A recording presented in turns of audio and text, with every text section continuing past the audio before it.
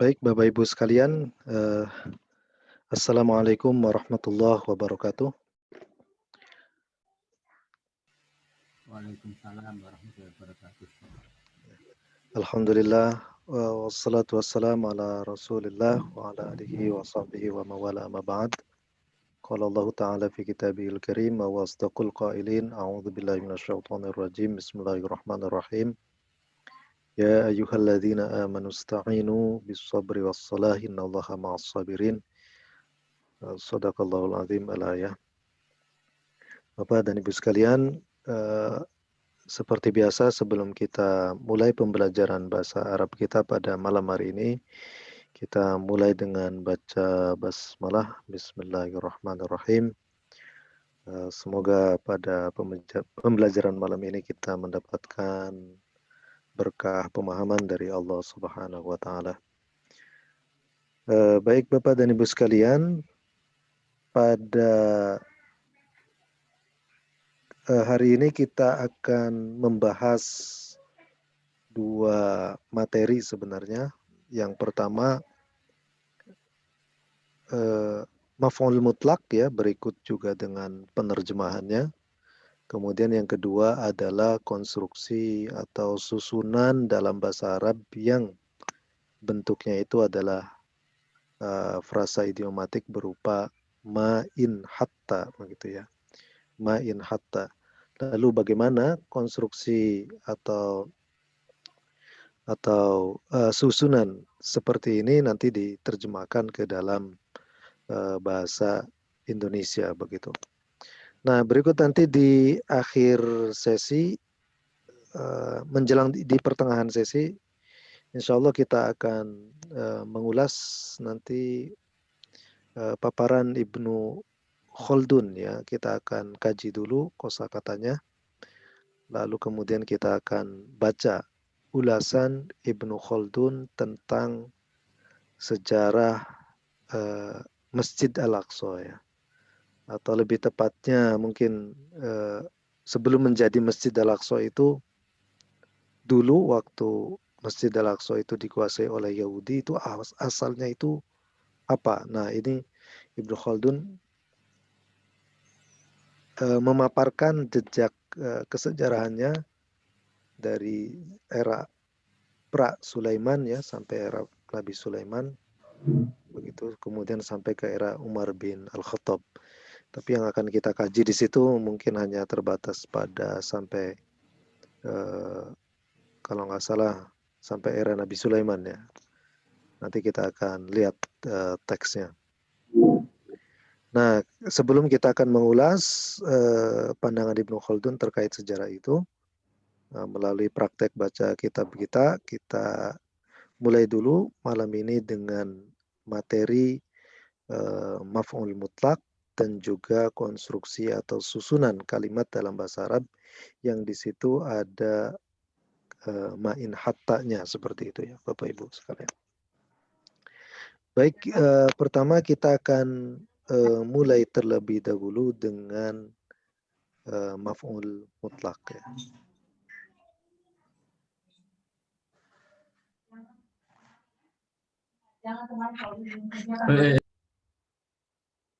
Mohon maaf.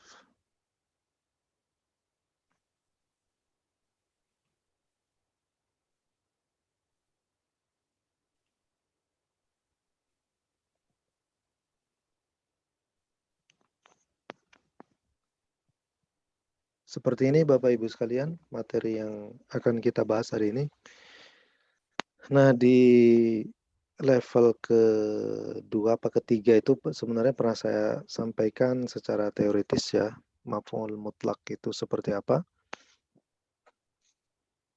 Cuma di sini saya akan jelaskan lagi secara ringkas apa itu maf'ul mutlak dan bagaimana kita menerjemahkannya ya ke dalam bahasa Indonesia kalau seandainya kita ketemu dengan susunan seperti ini.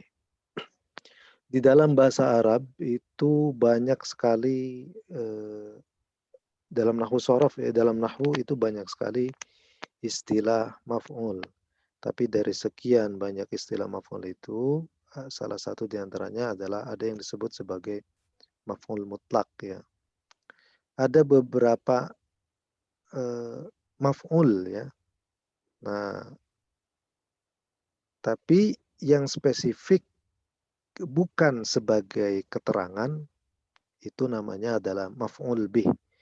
Maf'ul bih itu objek kalau di dalam bahasa kitanya ya, objek. Tapi kalau maf'ul yang lain seperti maf'ul mutlak, maf'ul ma'ah, atau maf'ul li ajlih, ataupun misalnya maf'ul fih itu ya, itu disebut sebagai keterangan ya. Maf'ul fih itu disebut sebagai keterangan tempat dan waktu. Itu maf'ul fih. Kemudian maf'ul li ajli itu sebagai keterangan sebagai keterangan sebab ya, keterangan alasan gitu.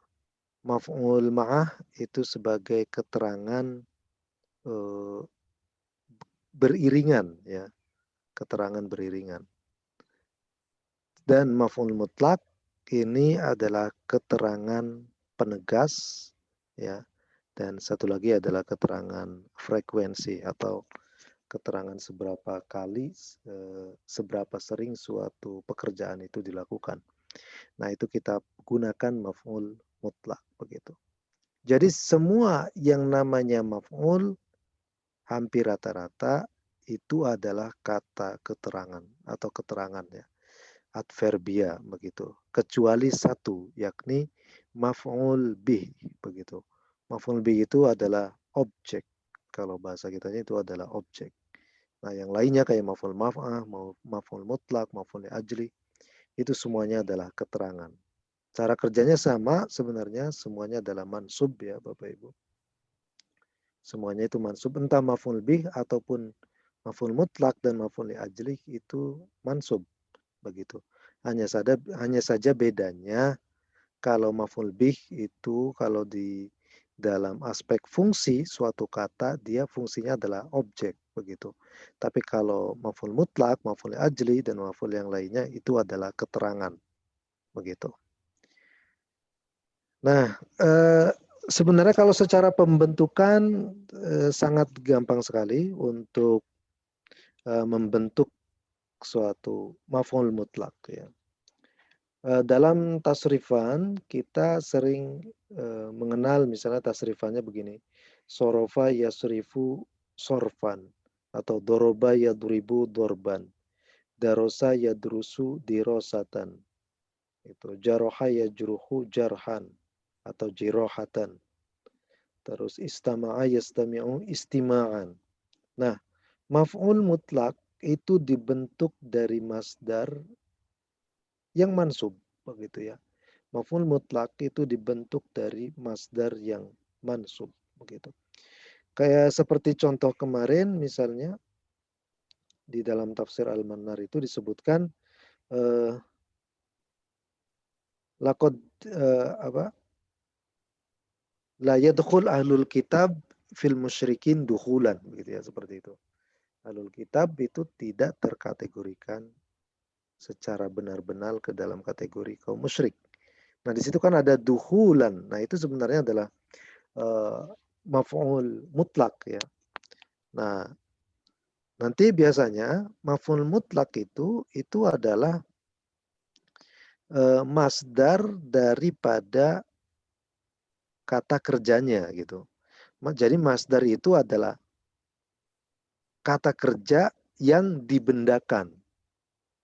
Maksud kata ya kerja ini bendakan itu, kata kerja di dalam bahasa Arab itu kan mengenal waktu ya, mengenal waktu entah itu lampau atau sekarang.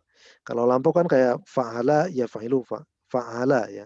Kalau eh, sekarangnya itu kan ya fa'ilu begitu. Nah, makna kata kerja ke dalam masdar gitu. Hanya saja beda beda eh, beda soal waktu gitu ya. Kalau kata kerja biasa mengenal waktu, tapi kalau masdar dia tidak mengenal waktu. Jadi tidak ada kalau kita sebut misalnya dirosatan, yaitu kita nggak kenal waktunya itu kapan belajarnya ya. Sekarang, kemarin, dan seterusnya. Karena itu masdar itu adalah semacam kata kerja yang dibendakan. Nah, maknanya tetap kata kerja, tapi bentuknya itu sudah isim. Maknanya fi'il, bentuknya isim. Itu masdar ya Bapak Ibu sekalian. Nah, seperti misalnya darosa yadrusu, adrusu dirosatan. Aku benar-benar belajar. Adrusu darsan. Ya, aku benar-benar, atau ta'allamtu ta'alluman. Aku benar-benar belajar begitu ya. Nah, di sini kata ta'alluman begitu itu adalah masdar daripada ta'allam ya ta'allamu. Nah, tapi itu dia juga itu adalah maf'ul mutlak untuk menegaskan bahwa suatu perbuatan itu dilakukan secara sungguh-sungguh begitu ya. Nah, tapi di situ ta'alluman sudah tidak lagi terikat oleh waktu, tidak seperti pada kata ta'allamtu. Kalau ta'allamtu yang fi'ilnya itu kan terikat oleh waktu yang berupa lampau ya. Tapi kalau ta'alluman sama maknanya itu belajar ya. Nah, tapi maknanya itu sama belajar. Tapi dia ini apa namanya? Tidak terikat oleh waktu begitu. Ya. Ta'allum itu bisa artinya belajar atau pembelajaran, itu macam-macam bisa. Tapi yang jelas makna kata kerjanya sebelum dia diisimkan itu masih melekat dalam dirinya, melekat dalam diri masdar yang sudah dijadikan maf'ul mutlak itu ya Bapak Ibu sekalian. Nah, ini ya jadi seperti itu ya Bapak Ibu sekalian. Maf'ul mutlak ini digunakan sebagai keterangan penegas. Ini yang pertama. Kemudian yang kedua difungsikan sebagai keterangan intensitas atau frekuensi ya Bapak Ibu sekalian. Nah, kalau sebelumnya ini sudah sebenarnya sudah saya jelaskan, tapi di sini saya akan memukakan kembali ya Bapak Ibu. Nah, di sini misalnya untuk keterangan penegas, contohnya begini Bapak Ibu.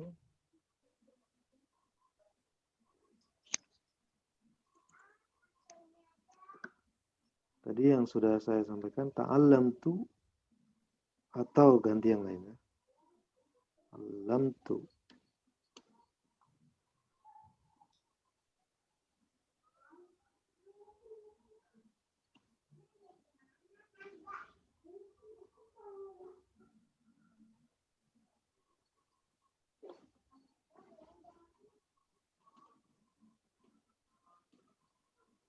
Nah, di sini ada allamtu at-tifla qiraatul Qur'an ta'liman. Allamtu at-tifla, aku mengajar seorang anak kecil, mengajar apa? Qiraatul Qur'an, membaca Al-Qur'an. Nah, ta'liman. Begitu.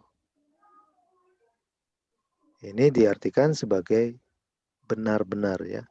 Saya sungguh atau saya benar-benar mengajar anak kecil itu membaca Al-Qur'an. Begitu. Jadi di sini menegaskan bahwa jadi takliman di sini adalah seolah menegaskan proses pembelajaran yang di sini. Begitu. Nah, ini sebagai keterangan penegas. Bagaimana kalau seandainya keterangan intensitas atau frekuensi begitu ya.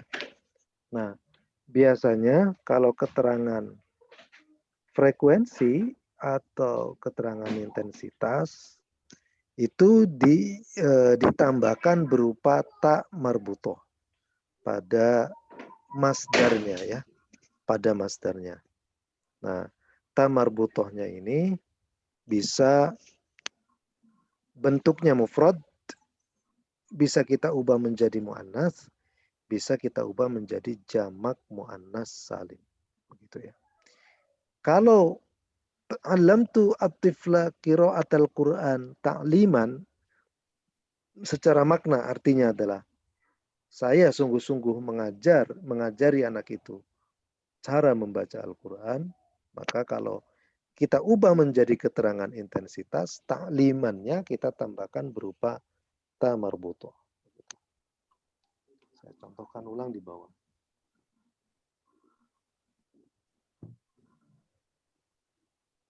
Alamtu at-tifla qiraatal Qur'an ta'limatan. Begitu ya.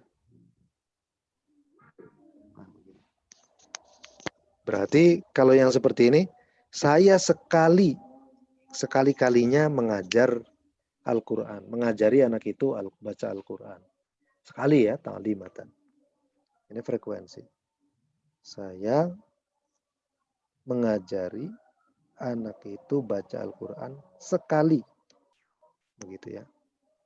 Nah, sekali. Kalau 2 kali bagaimana? Ya tinggal ditambahkan saja di sini. Bentuknya adalah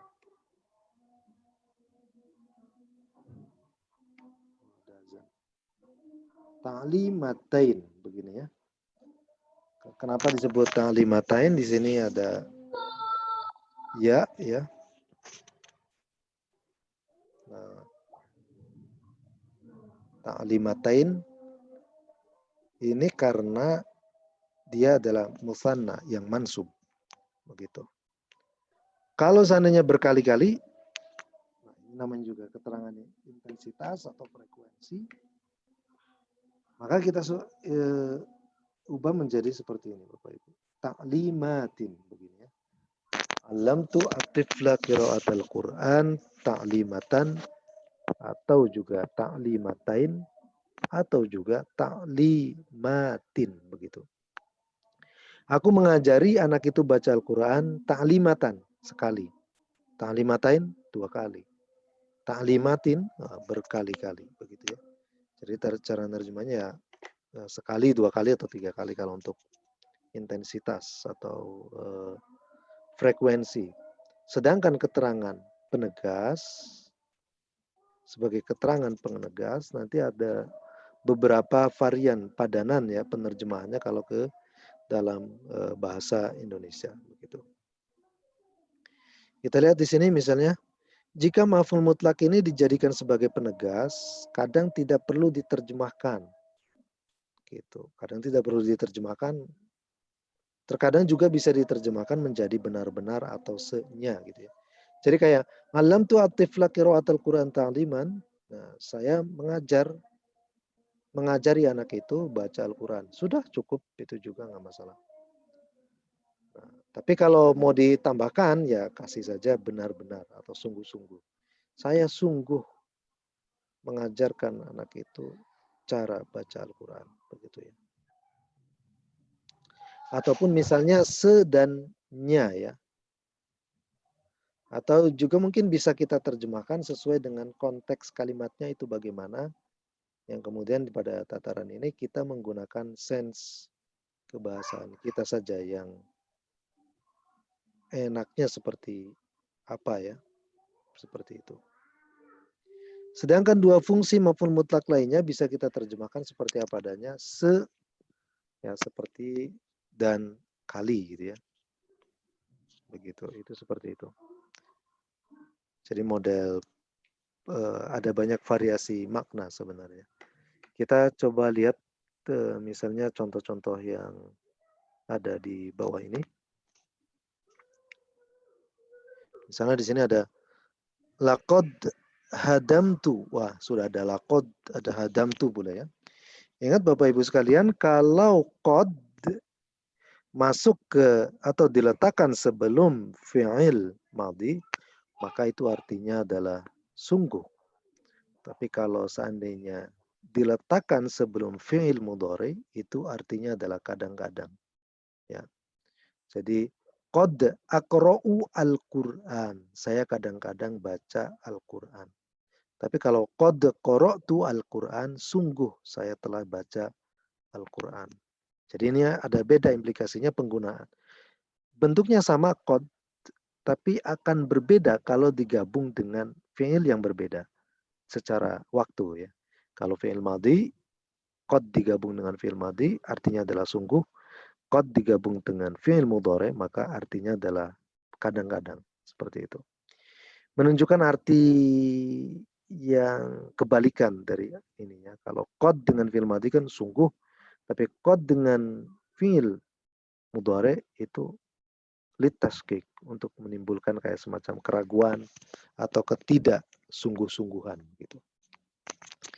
Baik, di sini kita lihat laqad hadamtu ana sa'adataha hadman. Begitu. Di sini kita bisa melihat bagaimana hadman ini merupakan maf'ul mutlak dari hadamtu. Begitu ya. Dan kita terjemahkan di sini benar-benar. Begitu. Nah, atau kalau nggak benar-benar ya setitik-titiknya ya.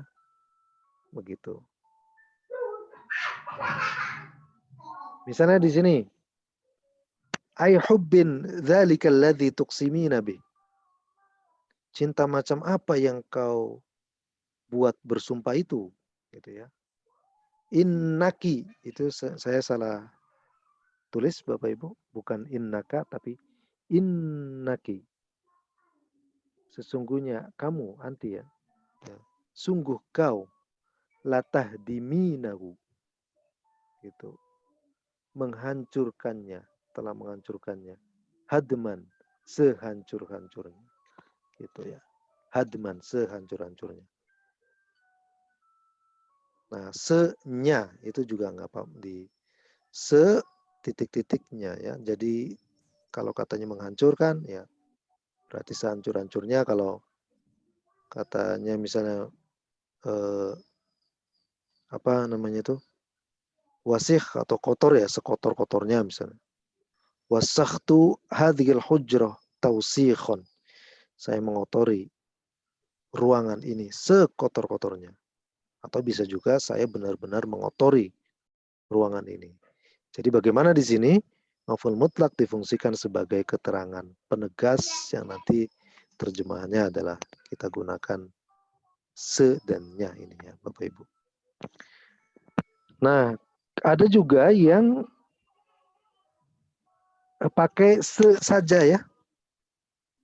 Se saja. Nah, di sini. Ini varian yang lain ya Bapak Ibu sekalian. Laqad khada'tuha ya Abdul Mutajalla.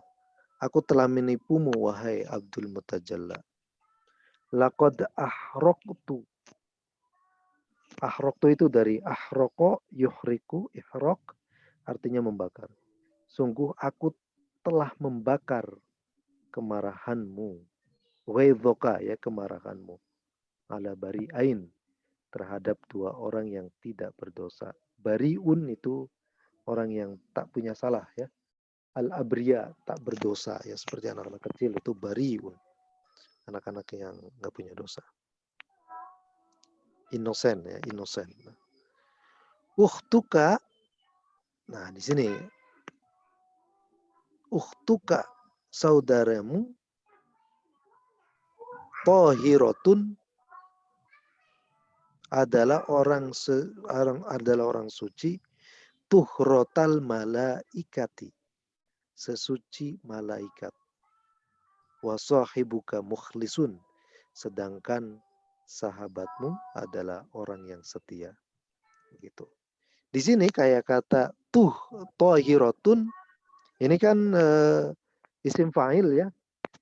Isim fa'il tapi dia ya'mal amalal fi'al sama seperti fungsinya sama seperti fi'il begitu ya.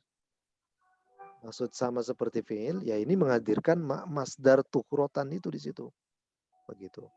Jadi itu ukhtuka itu mungkin bisa kita ubah menjadi ukhtuka tathaharu tuhrotal malaika. Seperti itu. Atau ukhtuka tohurot. tuhratal malaika. Tapi di sini apa namanya itu kita ubah menjadi isim fa'il. Itu fungsinya sama ya, seperti fi'ilnya. Begitu. Ukhtuka thayiratun tuhratal malaika. Tuhrata ini adalah maf'ul mutlak ya. Nah, ini kalau konteks di sini diterjemahkan ya. Tuh titik-titik begitu. Yang lainnya ada juga maf'ul mutlak yang diterjemahkan sebagai hubbuki bakin. Hubbuka bakin. Baqo ar-ruhi al-khalidati. Nah, di sini bakin ini adalah isim fa'il yang ya'mal amal al-fi'l. Yang fungsinya ya sama seperti fi'il. Maksudnya apa? Ya menghadirkan semacam maf'ul mutlak seperti ini. Masdar ya. Kalau maf'ul mutlak pasti dari masdar. Baqo ar-ruh. Hubbuka bakin baqo ar-ruh. Begitu ya. Cintamu abadi seperti ruh yang abadi. Ruh al-khalidah. Betul. Contoh yang lain misalnya. Intisaruka ala aduwika. Misalnya ya. Intisara al-muslimin fi ma'rakati badrin. Itu misalnya seperti itu. Saya contohkan ya.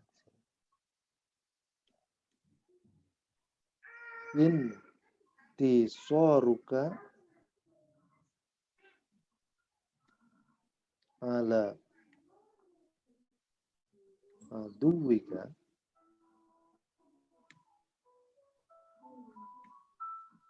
intisar al-muslimin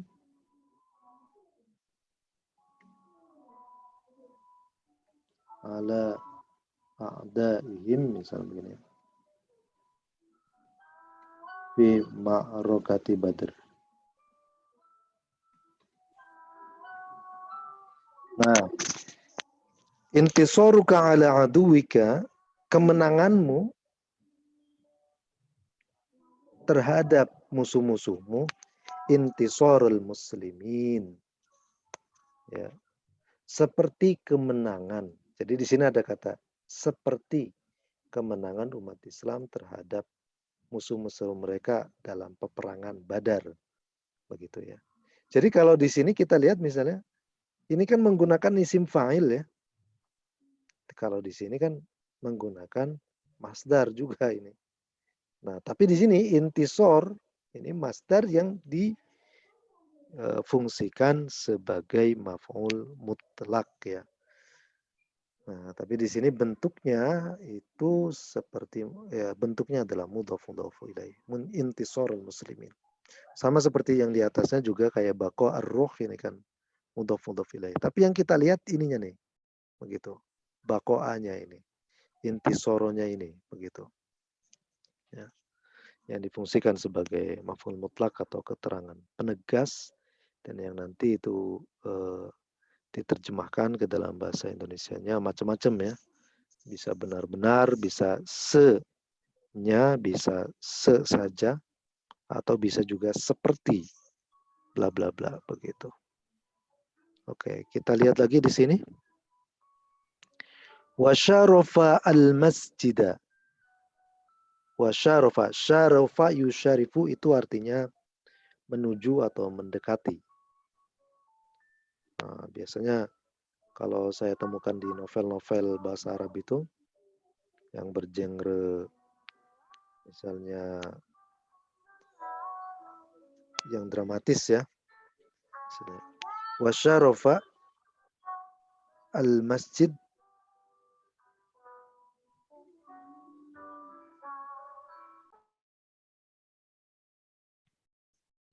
Oke, wasyarafa al-masjid. Nah, di sini ada ia menunggu masjid. Begitu. Dan di novel-novel ya novel-novel misalnya kayak Nawal Sa'dawi atau apa itu Ada kata-kata syarafa ya, syarafa. Syarafa itu artinya bisa mendekati, menuju atau eee, menjelang begitu ya. Syarafa artinya. Padahal dari syarufa yasrufu artinya itu mulia ya, mulia. Hmm. Tapi ini kalau sudah diubah menjadi fa'ala yufa'ilu itu maknanya sudah lain. Menjadi menuju dan seterusnya. Wa syarafal masjida ba'da juhdin wa masyaqqatin. Ia menuju masjid setelah merasa lelah dan letih. Ba'da juhdin wa masyaqqatin. Setelah merasa lelah dan letih. Nah, kemudian di sini ada wa. Nah, sementara itu, nah di sini kita tidak terjemahkan wa sebagai dan ya Bapak Ibu. Nah, wa qad akhadha sementara itu nanti akan ada pertemuan sendiri ya kalau ini nanti untuk membahas penerjemahan waw ya karena rumit sekali, lumayan banyak variasi maknanya dari satu kata aja waw ya dalam bahasa Arab itu.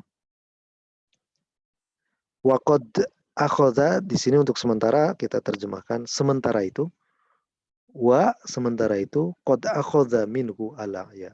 Al-a'ya'u itu rasa sakit pun mulai menggerogotinya, mulai benar-benar menggerogotinya. Di sini ada kata kulla ma'khadhin yang merupakan masdar mimi dari akhadha ya'khudhu.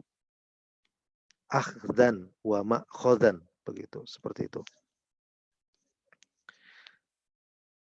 Kemudian di sini ada wa dakhala al-madinata dukhula al-ha'ir al-wajil. Ia memasuki kota itu seperti orang kebingungan. Di sini ada dukhula al-ha'ir.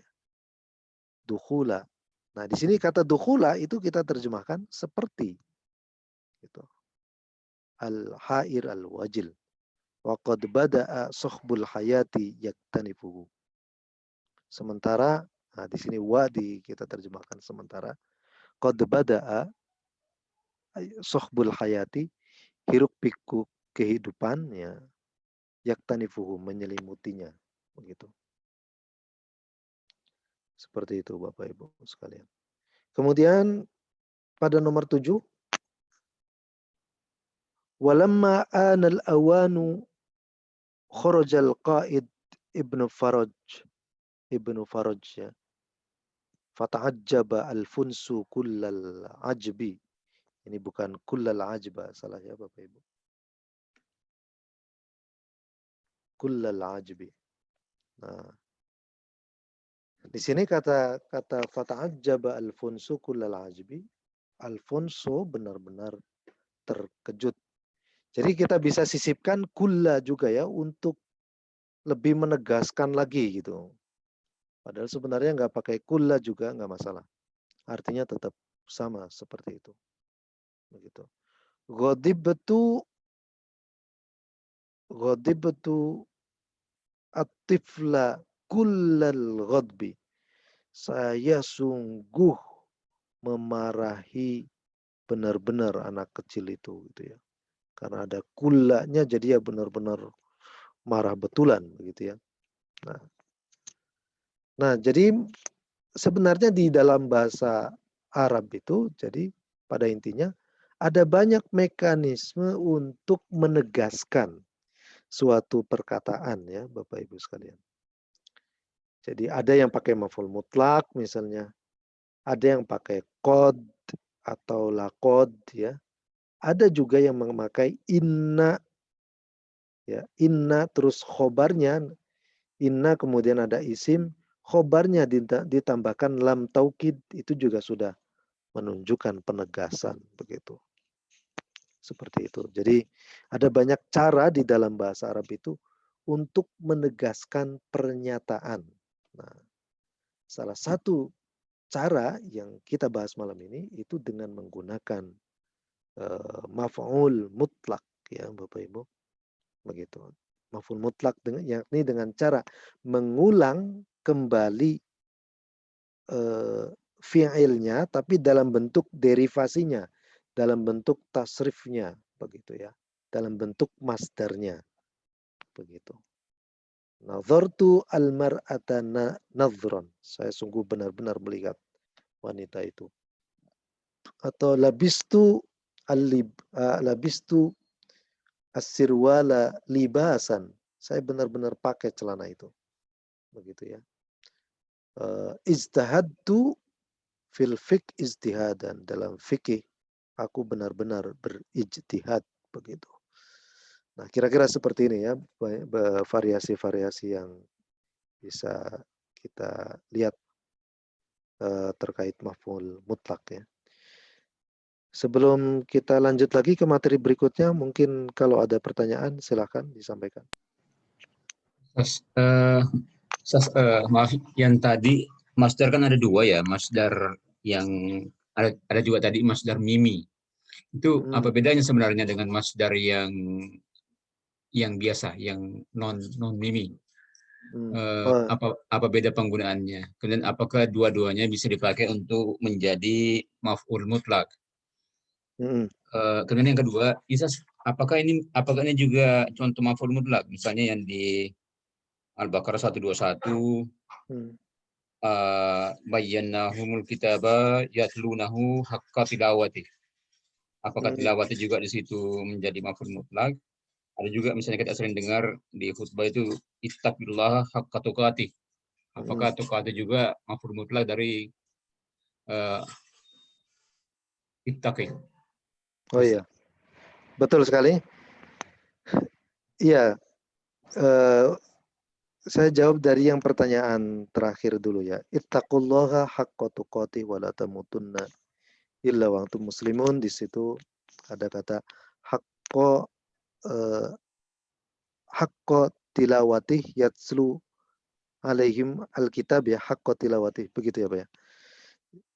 Dan satu lagi adalah haqqa tilawatih. Itu juga masuk ke dalam kategori maf'ul mutlak ya. Jadi di situ ada kata tilawatinya, begitu. Tilawatinya yang merupakan pengulangan dari kata sebelumnya, yakni tilawah, begitu.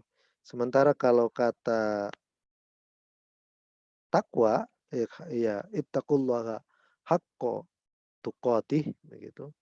Itu juga tuqatih itu masih misalnya satu derivasi dengan kata ittaqa yattaqi, begitu. Jadi itu dikategorikan juga sebagai maf'ul mutlak. Cuma nanti problemnya untuk yang kayak kata tuqatih. Nah, ini yang saya juga masih kurang paham.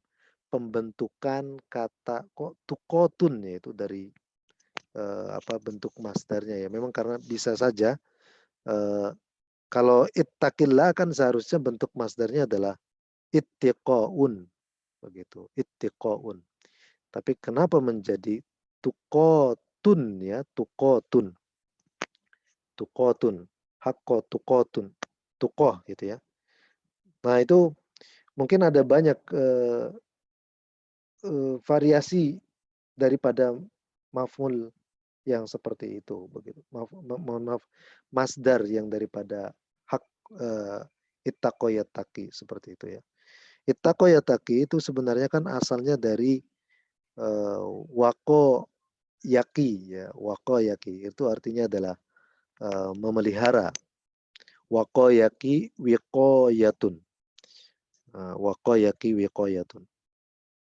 Atau mencegah juga bisa. Ya, al-wiqayatu khairun minal ilaj. Mencegah itu lebih baik daripada mengobati. Nah, itu dari kata waqayaki wiqayatun. Kemudian kenapa bisa menjadi ittaqa yattaqi? Itu karena dia asalnya dari ifta'ala yafta'ilu sehingga menjadi iutaqa yautaqi, tapi wawunya itu kemudian mengalami pelesapan dan dia menjadi ta sehingga menjadi ittaqa yattaqi. Nah, kata takwa atau ittaqa yattaqi ini, nah kata takwa ini juga masih agak ribet juga untuk dibahas. Dari mana dia asalnya begitu ya. Ya itu ya, takwa atau tukoti itu memang butuh pendalaman khusus itu Pak untuk masalah kenapa bisa menjadi masdarnya seperti itu ya. Ya kalau saya sih sebutnya kalau kalau tidak bisa dijelaskan dalam ilmu sorof, ya sudah itu namanya adalah simai ya, simai. Berarti orang Arab ya mengatakannya seperti itu gitu. Begitu. Jadi bukan kiasi, bukan kiasi. Kan kalau kita misalnya menafsirkan itu kan doroba yadribu torban atau darosa yadrusu darsan. Nah, dari mana itu? Itu karena kiasi misalnya dari fa'ala yaf'ulu fa'lun begitu ya. Tapi kok ada juga yang dirosatun begitu ya. Jaroha yajruhu enggak ada juga yang selain jarhun namanya jirohatun. Dari mana itu? Itu adalah simai begitu ya. Berdasarkan konvensi orang-orang Arab menyebutnya seperti itu dan itu tidak terpaku pada standar yang dikaidahkan oleh para penulis nahwu dan sorof begitu ya. Seperti Imam Sibawayh atau Khalil bin Ahmad Al-Farahidi begitu. Karena bahasa Arab itu kan kosakatanya banyak sekali. Dari sekian kosakata yang banyak itu mungkin ya baru 80% yang dirumuskan oleh Khalil bin Ahmad Al-Farahidi dan juga Imam Sibawayh begitu ya. Karena apa? Buktinya di dalam Kamus Lisanul Arab banyak sekali kata kerja, banyak sekali kata benda yang susah dicarikan akar katanya gitu ya. Dari mana? Berdasarkan kiasnya begitu ya. Berdasarkan standar dan pola-pola tertentunya. Susah itu misalnya. Nah, karena itu nanti disebutnya sebagai simai begitu ya. Nah, kayak kata takwa ataupun tukoh ya kenapa kok nggak jadi ittiqo begitu ya. Nah, nanti itu disebut sebagai simai. Orang Arab menyebutnya eh, seperti itu. Tapi kita sebut itu juga sebagai masdar ya Bapak Ibu.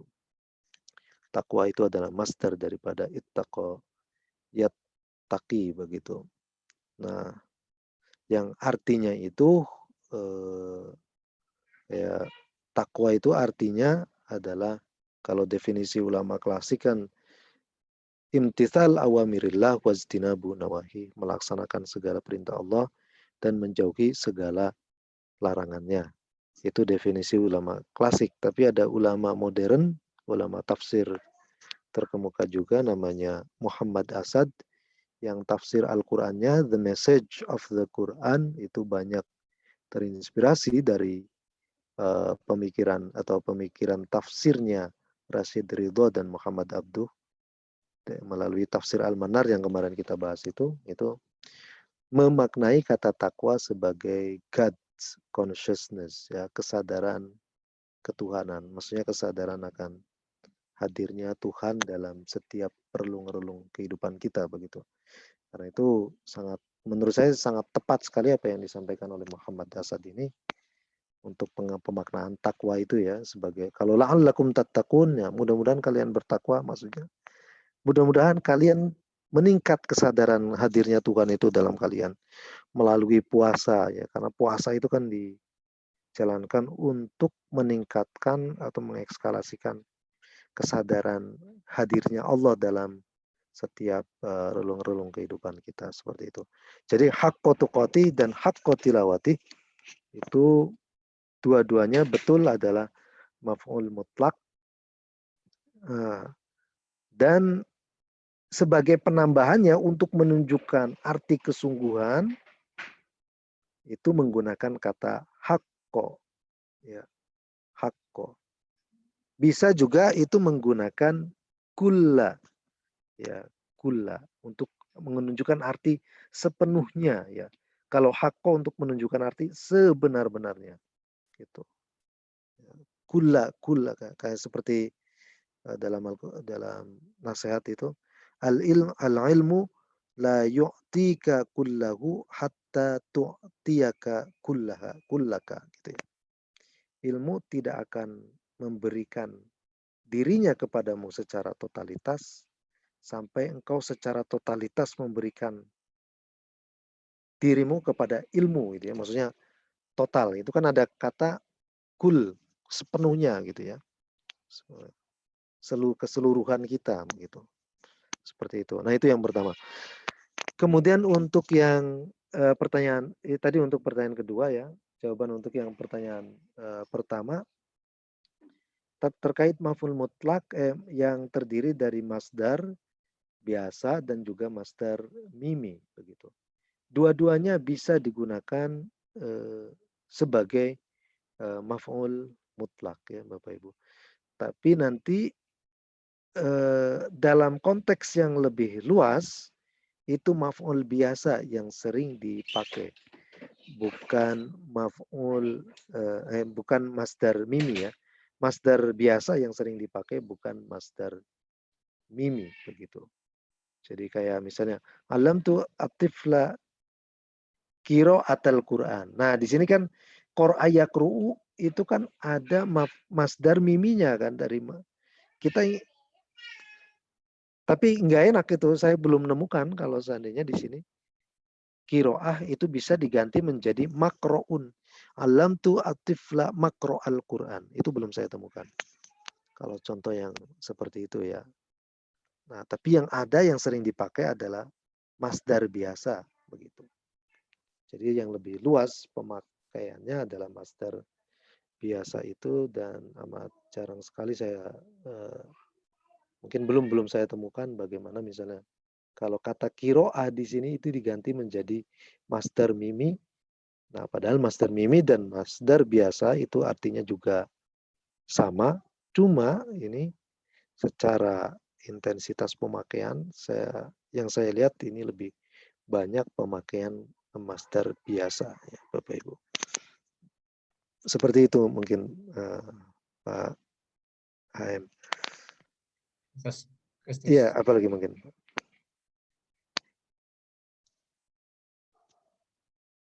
Oke, ada pertanyaan lagi mungkin? Oke, kalau tidak ada kita lanjut ke materi selanjutnya.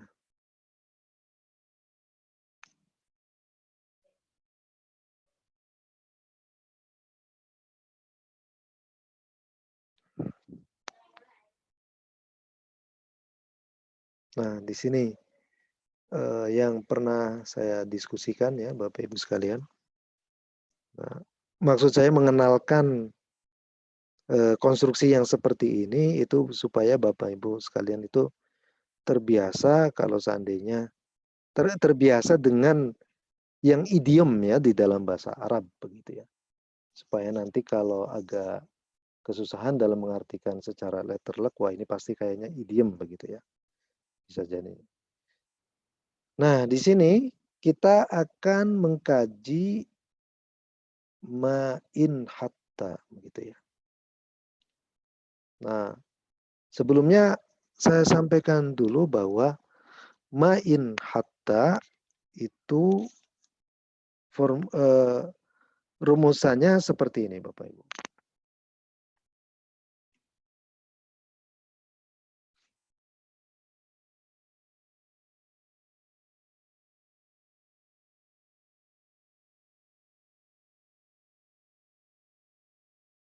Misalnya di sini ada kurang besar ya.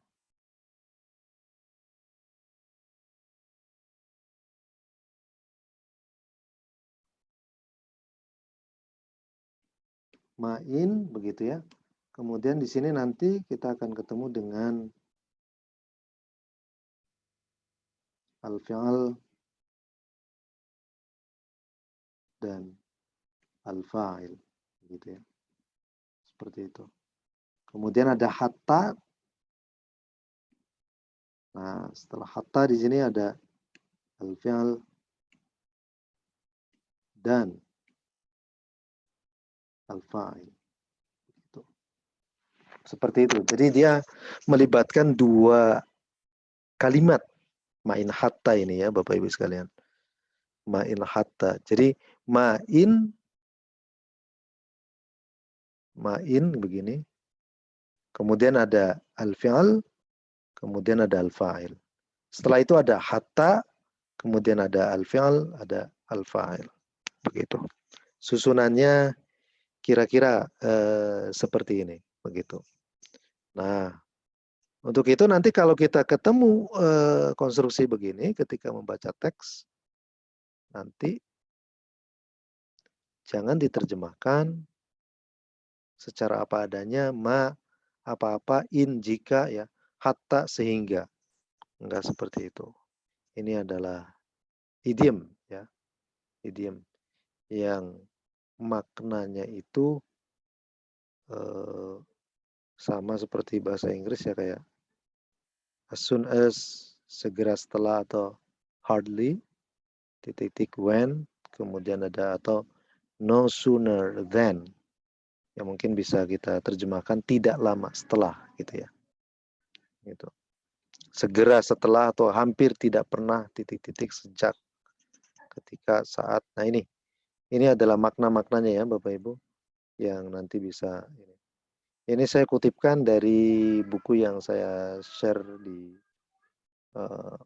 apa itu, di grup PA, yang judulnya adalah Modern Written Arabic, ya, Comprehensive Grammar, yang ditulis oleh Adrian Guli di sini. Nah, ini adalah makna-makna daripada konstruksi ma'in hatta itu di dalam bahasa Arab. Contoh misalnya di sini ada ma'in wasoltu maktabaha, ya. Ma'in wasoltu kan ma'in wasolat, mohon maaf. Wasolat ini dia, ya, perempuan. Wasolat dari wasola yasilu. Ma'in wasolat maktabaha hatta rafa'at as-samma'ah. As-samma'ata. Begitu. Nah, di atas saya jelaskan bahwa di sini ma'in pasti di sini ada fi'il.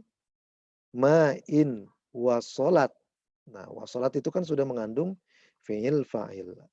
Wasola dan hiya, gitu ya. Fa'ilnya hiya. Ma'in wasolat maktabaha hatta rafa'at as-samma'ah. Hatta rafa'at. Nah, di sini fi'il fa'il, as-samma'ah adalah maf'ul bih. Nah, konstruksinya seperti ini Bapak Ibu ya.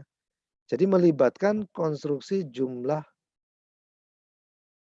fi'liyah ya, jumlah fi'liyah. Begitu. Nah, kalau ketemu seperti itu, berarti kan artinya ma'in segera setelah wasolat maktabaha, sampai di kantornya. Hatta ini tidak kita terjemahkan. Dia mengangkat gagang telepon. Hatta rafa'at as-samma'ah. Begitu. Nah, ini juga contohnya saya kutipkan dari buku ini ya Bapak Ibu. Dan ini terjemahan letterlek dari buku itu ya. Ma'in jalasu ya. Mohon maaf. Ma'in jalasu ini bukan jalasa. Ma'in jalasu hatta ma'in jalasa ya, mohon maaf. Ma'in jalasu hatta roha fi naubati bukain istiriyatin. Hampir tidak pernah mereka duduk bersama. Hatta roha fi naubati bukain istiriyatin. Sejak dia pergi dengan tangis histeris. Begitu. Hampir tidak pernah. Ma'in jalasu. Hampir tidak pernah mereka duduk bersama ya. Ma'in jalasu. Ma'in ini hampir tidak pernah. Jalasu mereka duduk bersama.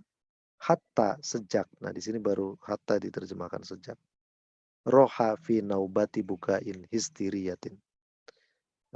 Sejak dia pergi dengan tangis histerisnya. Begitu. Tadi ini segera setelah ya. Kemudian Ada hampir tidak pernah, terus sejak, begitu penerjemahnya begini. Kemudian ada lagi tidak lama setelah. Nah, ma in tahutto dari hatta yahuttu artinya itu turun, mendarat. Ma in tahutto at-ta'iratu ala ardi Beirut. Ma in tahutto ma in tahuttu, mohon maaf.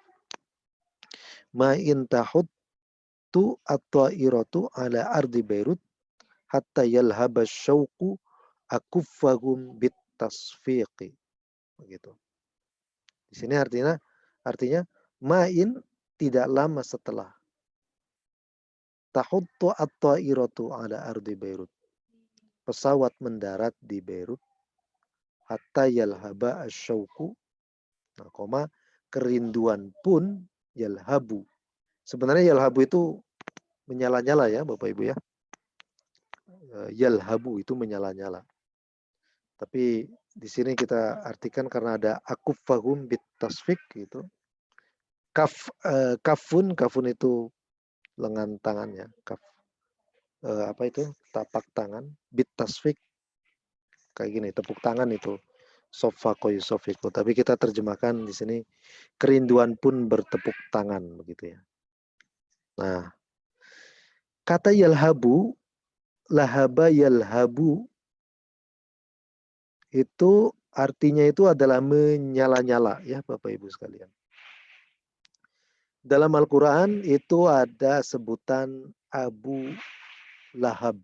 Abu Lahab ya. Ini paman Nabi yang nikah dengan adiknya Abu Sufyan ya dari Bani Umayyah. Dari Bani Umayyah. Nah, namun kemudian atas paman Nabi ini kan berarti dari Bani Hashim, namun kemudian mungkin ya atas hasutan istrinya jadi pamannya Nabi ini adiknya Abdullah ya, adiknya bapaknya Nabi ini kemudian menyerang atau membenci dakwahnya Nabi Muhammad SAW. Tapi Lahab itu adalah julukan ya Bapak Ibu. Di satu sisi karena dia ini menyerang dakwah Nabi, menghalang-halangi dakwah Nabi, kata Abu Lahab itu konotasinya sangat negatif di mata umat Islam ya. Begitu. Padahal makna generiknya, makna asalnya ini bagus ya. Abu Lahab itu artinya apa ya? Lahab itu artinya ya mungkin kalau sekarang itu terjemahan pasnya glowing ya Bapak Ibu ya, glowing Lahab itu. Lahab itu glowing. Karena memang wajahnya Abu Lahab itu glowing begitu. Tampan parasnya itu. Nah, sehingga dia disebut sebagai Abu Lahab. Ganteng katanya begitu ya. Makanya disebut Lahab begitu. Lahab itu bukan sesuatu yang negatif secara ini ya, tapi karena perbuatan daripada Abu Lahab ini jadi negatif begitu ya. Tapi kata Lahab sendiri itu artinya bersinar, yang glowing begitu ya, yang mukanya itu ganteng lah ya, kalau orang lihat itu langsung terpukau seperti apa begitu ya. Nah itu Abu Lahab. Abu Lahab itu katanya orang ganteng itu ya. The man of glowing, kalau terjemahan bahasa Inggrisnya begitu ya. The man of glowing face begitu. Abu Lahab seperti itu. The man of glowing face. Lelaki berwajah glowing. Nah itu bahasa Arabnya adalah Abu Lahab begitu. Nah, tapi ini dari Bani Hashim ya, masih satu suku dengan Nabi. Tapi kalau anak-anaknya seperti Ikrimah bin Abi Lahab itu yang udah masuk Islam gitu. Cuma bapaknya aja yang ingkar ini, yang kafir, bahkan menghalang-halangi dakwah Nabi sehingga dia bersama istrinya itu dicaci habis-habisan, bahkan di apa namanya itu direkam dalam Al-Quran ya Bapak Ibu sekalian. Nah,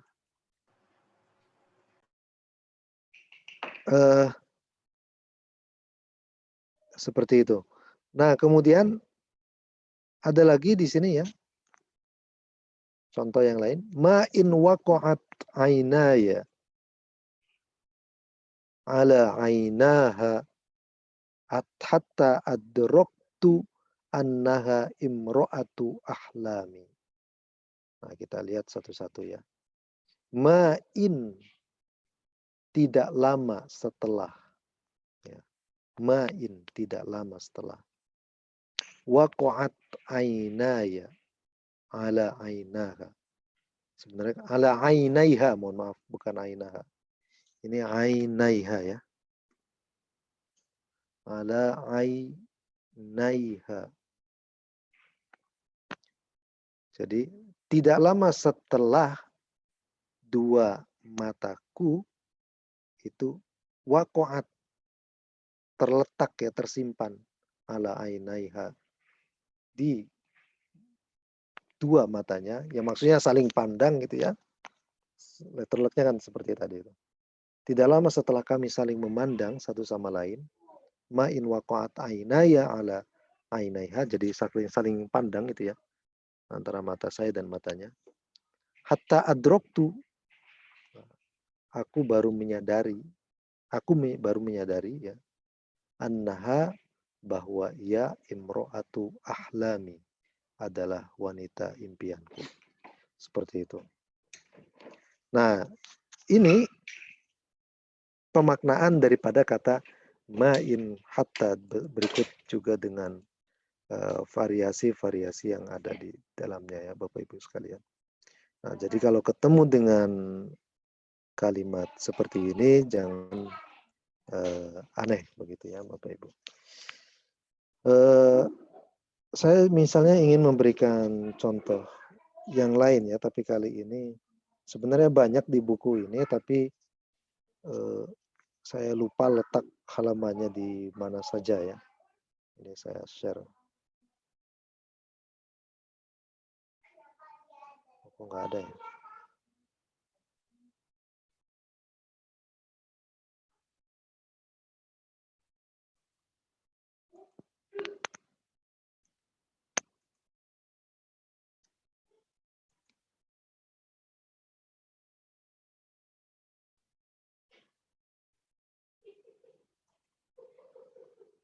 Sebentar Bapak Ibu.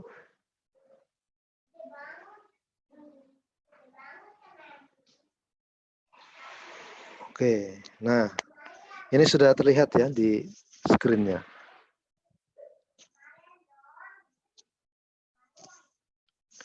Nah ini ada di bukunya Muhammad Abid Al-Jabiri namanya ya Bapak Ibu. Namanya adalah apa ini, kitab ini ya, Fikru Ibnu Khaldun Al-Asabiyatu wad-Daulah, Ma'alim Nadhariyah Khalduniyah fi At-Tarikh Al-Islami.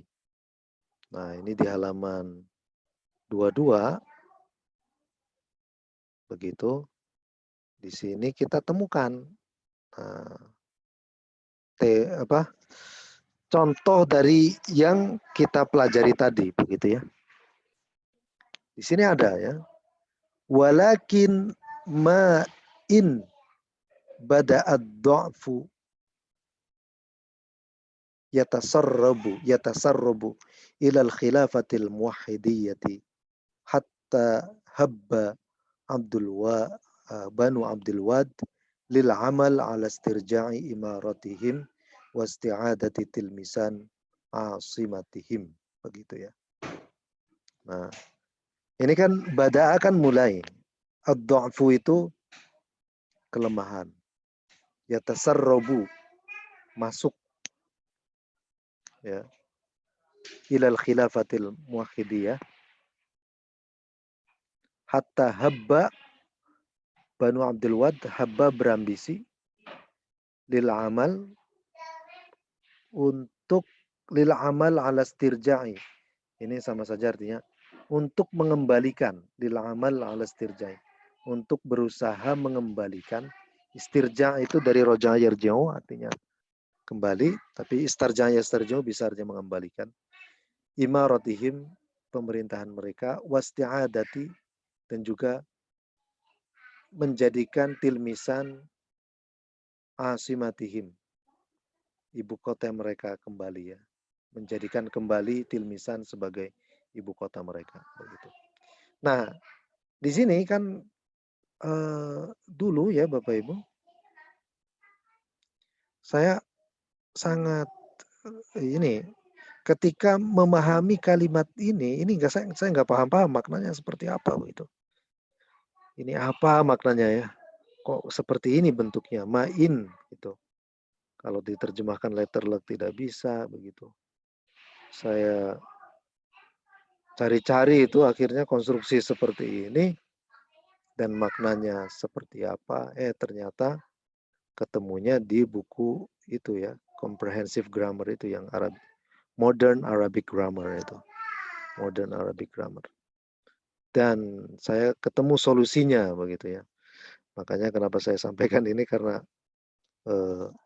ini sangat penting karena sering ketemu teks ini. Secara pengalaman saya pribadi sih sering ketemu dengan contoh seperti ini ya. Di buku ini sering gitu ya. Si buku ini nih. Ini kan buku yang saat itu lagi gemar-gemarnya membaca Ibnu Khaldun ya.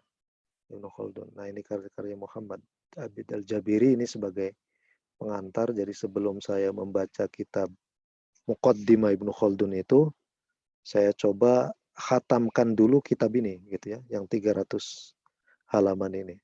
Begitu. Ya, baru setelah itu membaca kitab Ibnu Khaldun yang lebih rumit lagi. Ini juga rumit lumayan. Saya membaca buku ini menghabiskan waktu setahun atau 2 tahun ya Bapak Ibu. Setahun atau 2 tahunan ini.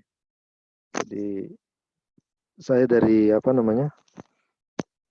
dari waktu semester 7 S1 sampai sekarang itu ini mencoba mengkhatamkan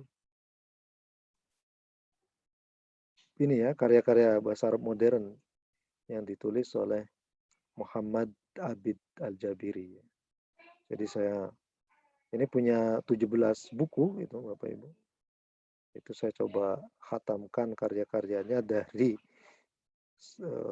2011 ya sampai sekarang 2021, yaitu berarti hampir 10 tahun saya membaca buku-buku karya beliau ini. Lantas kemudian beralih ke membaca Ibnu Khaldun. Ya kalau dulu saya nggak paham baca kayak ginian, begitu. Tapi karena saya bukan orang yang terlalu cerdas, yang nggak pinter-pinter amat gitu. Ya bahkan bisa dibilang secara otak ya masih terbelakang lah dengan teman-teman yang lain yang cepat sekali belajar bahasa Arabnya. Nah ini karena nggak nyerah ya akhirnya ini juga sedikit paham lah untuk ini nih membaca Arab modern kayak begitu. Nah seperti ini ya Bapak Ibu sekalian. Bagaimana kita menerjemahkan kalimat yang seperti ini? Walakin ma in bada'ad du'fu, akan tetapi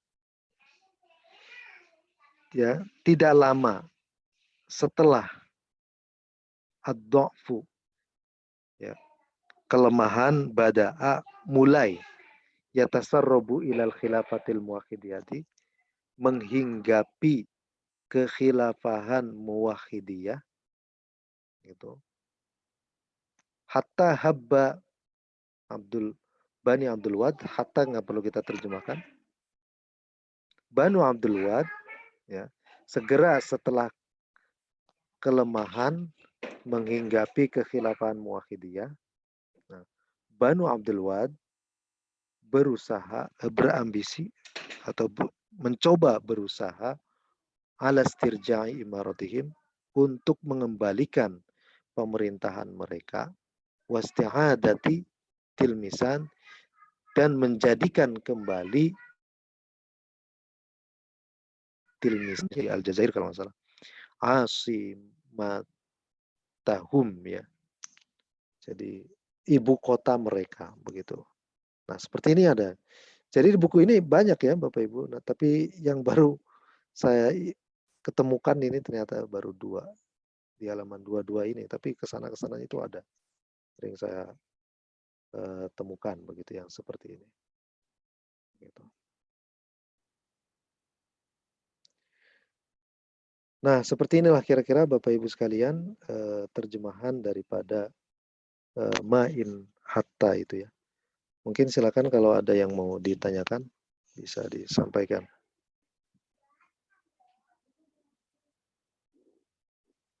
Kalau tidak ada kita coba lanjutkan ke membaca teksnya ya Bapak Ibu sekalian.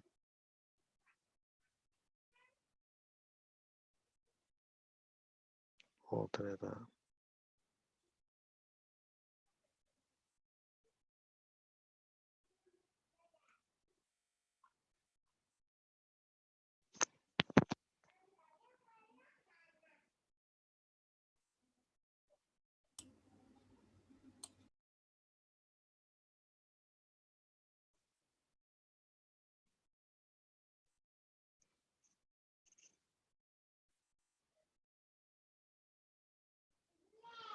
Nah, di sini ada teks tentang sejarah Masjid Al-Aqsa seperti yang dikemukakan oleh Ibnu Khaldun.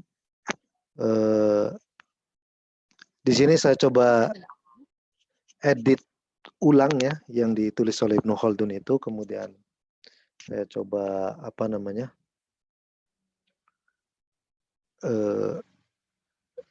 dimudahkan, maksudnya apa ya, dipermudah bahasanya begitu. Seperti itu. Nah, kita kaji dulu kosakatanya di sini. Di sini ada kosakata fi awwali amrihi, pada mulanya. Di sini ada kata ya, fi awwali amrihi, artinya adalah pada mulanya. Begitu.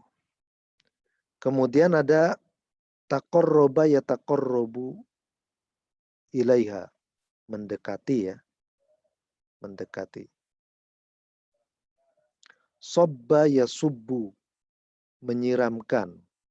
Sobba yasubbu itu menyiramkan. Di sini ada ini, wa yasubbunahu. Nah, ini. Menyiramkan. Kemudian as-sokhratu itu batu karang ya Bapak Ibu. Atau kita sebut di sini adalah karang suci ya. As-sokhratu, karang suci. Kemudian ada dasaro yadathuru, rusak. Rusak.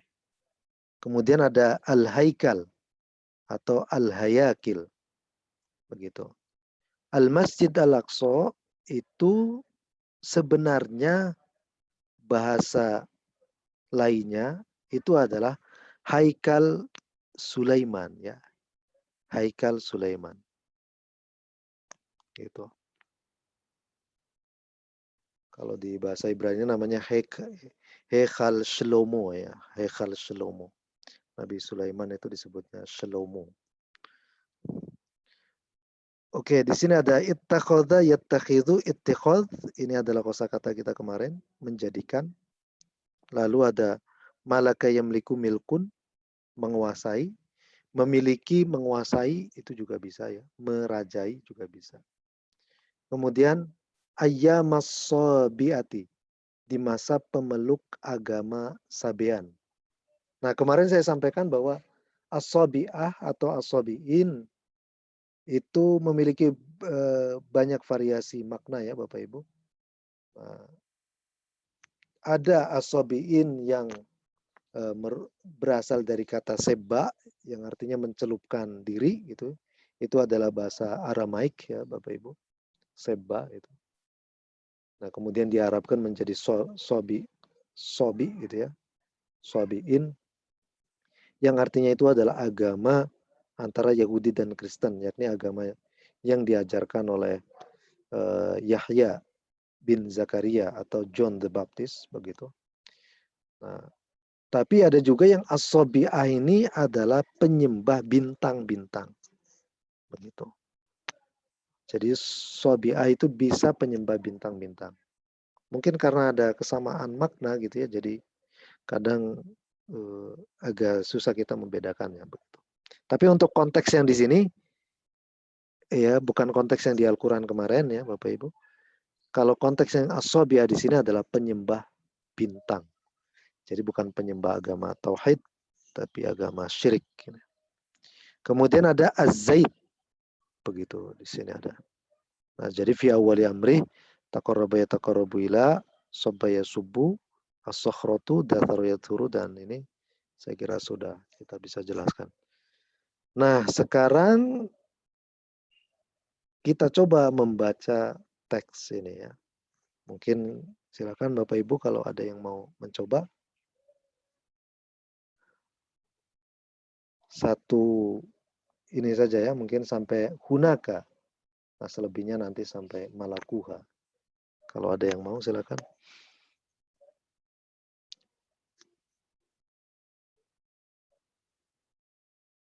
Kalau tidak ada ya berarti saya. Coba Ustaz. Oh ya, silakan Pak Ede. Bismillahirrahmanirrahim. Mulai dari mukadimah itu apa wa amma? Wa amma sana. Wa amma Baitul Maqdisi wa huwa masjidul Masjidul Aqsa. Fakana fi awalil amrihi ayyama sobiati maudhi'az zuhrati. Wa kanu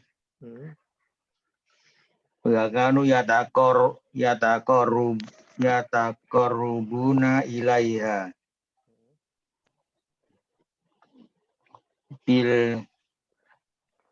bizaiti fima yataqarrubuna bihi ilaiha wa yasbunahu ala sabba yasubbu. Berarti bacanya wa yasubbuna ala ada hunya Pak. Wa yasubbunahu ala sahrati alati hunaka. Oke. Nah, sekarang tinggal penerjemahannya. Sedangkan Baitul Maqdis yaitu Masjidil Aqsa adalah pada mulanya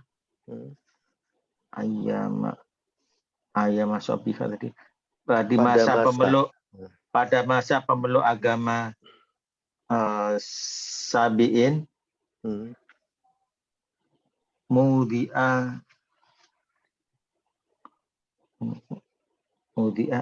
ditetapkan maudhi'az zuhrati ya.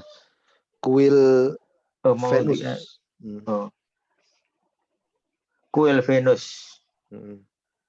Kuil Dewi Venus. Ya, kuil Dewi Venus, dan mereka mendekati dengannya dengan minyak di mana mereka mendekatinya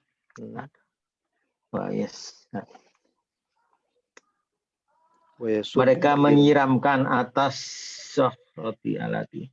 Menyiramkan apa ini? Hunya? Menyiramkan minyak atas sahrat, pada sahrati, pada karang suci yang ada di sana. Iya, betul sekali. Nah, ini jadi Baitul Maqdis atau yang sering kita sebut sebagai Al-Masjid Al-Aqsa. Nah, pada mulanya itu di masa pemeluk agama Sabian itu ternyata dulunya adalah kuil penyembahan Dewi Venus ya.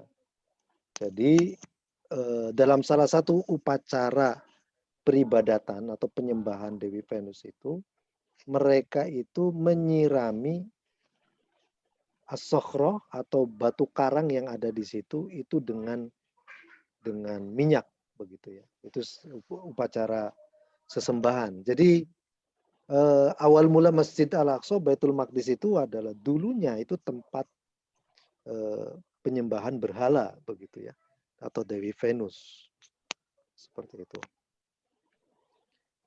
Ini menurut Ibnu Khaldun. Nah, lantas ada yang mau melanjutkan? Silakan.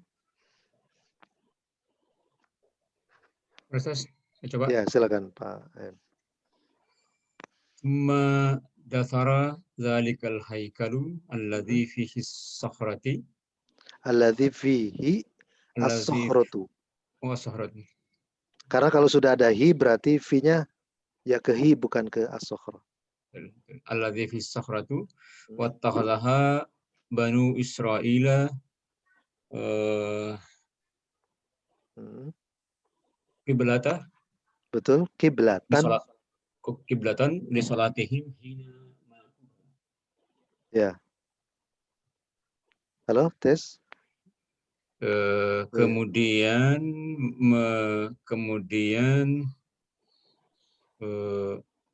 dia merusak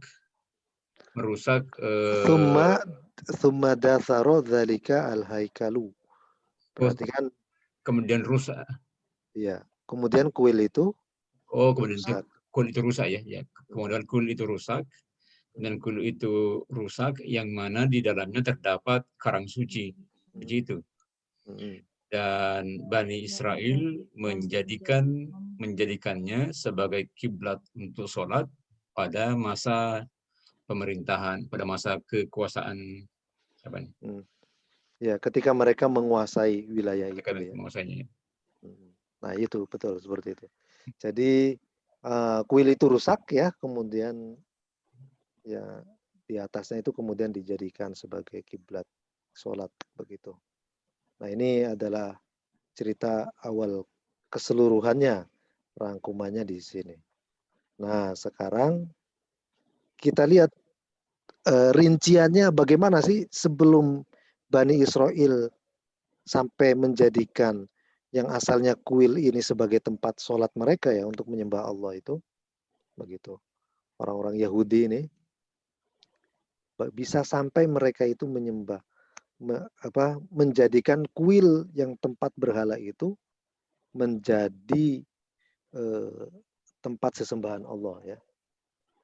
Ya sama ya kasusnya seperti Masjidil Haram kan ya. Dulunya juga dulu ada tempat suci ya pada era Nabi Ibrahim, kemudian lama kelamaan kemudian berubah jadi tempat penyembahan berhala oleh Nabi Muhammad diberangus semua. Nah, sama ini sebenarnya katanya dulunya ya kalau menurut perjanjian lama itu as-sokhroh di sini tuh dulu sebelum dikuasai oleh kaum pemeluk agama Sabean, ini di atas sokhroh ini Nabi Yakub pernah berdoa begitu. Nabi Yakub atau Ishak yang pernah berdoa. Saya lupa ini sosoknya, apakah Nabi Ibrahim ataukah Nabi Ishak atau Nabi Yakub ya. Kalaupun Nabi Ibrahim itu kalau nggak salah permintaannya adalah untuk supaya dikaruniai anak begitu ya. Dikaruniai anak. Itu doanya di Sokhro ini. Gitu. Jadi seperti itu. Sebelum nanti direbut kayaknya oleh pemeluk agama Sabean. Oke, untuk yang ini wadzalika anna hal demikian karena ini artinya ya. Lamma tatkala kharaja yakhrujubi keluar dengan Misru Mesir ya. Mallaka yumalliku tamlik menguasai. Kemudian di sini ada khoshabus sinti kayu akasia. Saya bingung kayu akasia kayak gimana juga nggak tahu. Kemudian di sini ada kubbatun ya kubbatun. Di sini artinya bukan kubah ya Bapak Ibu sekalian. Tapi bahasa Ibrani-nya itu namanya tabernakel. Tabernakel itu kayak semacam kemah ya kemah yang ininya kain kemahnya itu terbuat dari sapi ya ininya, kulit sapi. Begitu tabernakel itu katanya. Kemudian ada ayyana yu'ayyinu, menentukan, miqdarun, ukuran, wa'ada ya'idu wa'dun, menjanjikan, min qablihi, sebelumnya, aku mayukimu iqamatan, tinggal. Kemudian di sini ada ardutti. Attih itu artinya padang pasir ya Bapak Ibu. Amaro ya'muru amrun, haikalun, at-tamthil dan at-tamathil ini patung-patung ya. Tamthil dan tamathil ini patung-patung. Israel itu Nabi Yakub. Israel. Ya, Israel. Nabi Yakub. Oke, mungkin ada yang mau baca, silakan Bapak Ibu.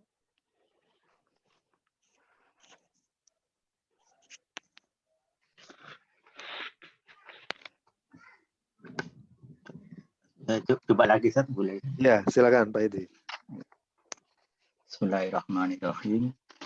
Wa dzalika anna Musa sholat tahu Allah. Salawatullahi alaihi. Salawatullahi alaihi lama kharaja bi bani Israilu. Bibani Isra Bi bani Israila. Karena isim bermunsharif. Bermunsharif. Min Misrin Misrin. Misra. Ya, Misra betul. Misra. Min Misra wa malaku baitil muqaddisi Wa kama malaku berarti kan jadi maf'ul. Wa malaku baital muqaddis. Baital maqdisi. Baitul Maqdisi kama wa'adallahu abahum Israila wa abahu Ishaku min qabli Ishaqa min qablihi wa aqamu bi ardi attihi. Bi ardil attihi. Amarahu Allahu bitikhadi kubatu min bitikhadi kubatin mudhaf ilaih. Kubatin. Ya, bitikhadi kubatin. Bitikhadi kubatin min khusbi satnya. Min khoshabis sinti. Oh, khoshabis sinti. Alladhi aina muqaddaruha. Alladhi uyyina. Ya. Alladhi uyyina muqaddaruha. Miqdaruha. Wasifatuha.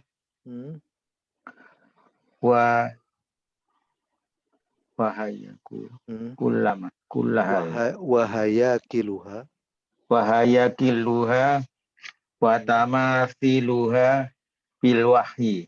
Oke, betul. Tinggal menerjemahkan. Dan itu adalah itu Pak ya. Sesungguhnya hal demikian karena oh ini satu ide Mas Ati. Yang hal demikian karena Musa salat dari Allah kepadanya tatkala keluar bersama Bani Israel dari kekuasaan min Misra dari Mesir dan malaku menguasai dan mereka menguasai Baitul Maqdis sebagaimana Allah telah menjanjikan kepada bapak mereka, yaitu bapak mereka bangsa Israel dan bapak dia Ishak sebelumnya. Untuk waqamu bi ardil Waqamu bi arditi. Jadi apa sebelum dia? mereka bermukim di padang pasir. Oh, sebelum mereka bermukim di padang pasir. Ya, yang min qabli sebelumnya waqamu bi arditi, dan mereka tinggal di Dan bermukim di sebelumnya padang pasir. mereka tinggal di padang pasir. Dan Allah telah memerintah dia untuk mengambil, untuk menjadikan, untuk atau menjadikannya, untuk membuat. untuk membuat kubah. Kubah ini saja. Apa tadi? Dari kayu akasia. Dari kayu akasia. Kubah dari kayu akasia yang ditentukan. Yang ditentukan ukurannya dan sifatnya. Wahia kuliah apa itu? Ya, kuliah. Wahaya kiluha, kuilnya. Atau bentuknya juga bisa, bangunannya. Iya, bangunannya dan perumpamaannya. Patung-patungnya. Dan patung-patungnya dengan wahyu. Dari wahyu. Nah, ini sebenarnya Ibnu Khaldun penarasian seperti ini kayaknya mengutip dari kitab Perjanjian Lama ya, Bapak Ibu. Kitab Exodus atau kitab Keluaran. Jadi di sini Nabi Musa itu kan diperintahkan oleh Allah untuk keluar dari Mesir ya, bersama Bani Israel.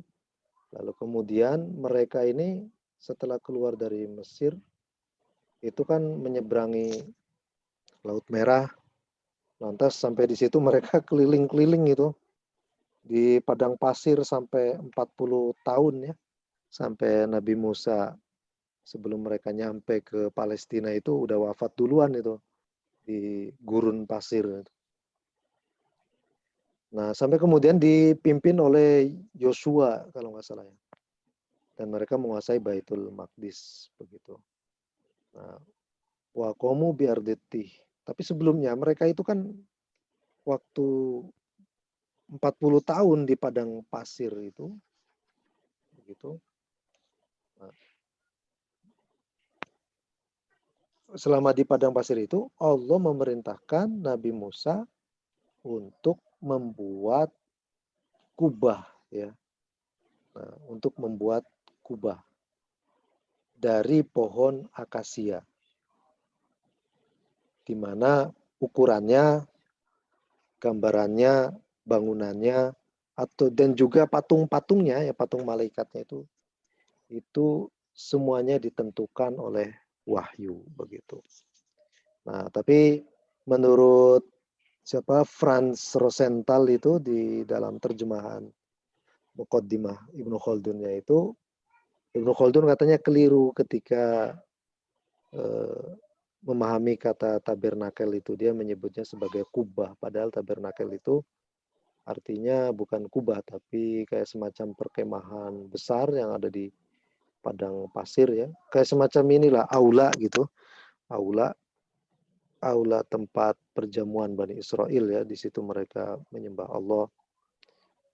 Di depannya itu ada altar pengorbanan.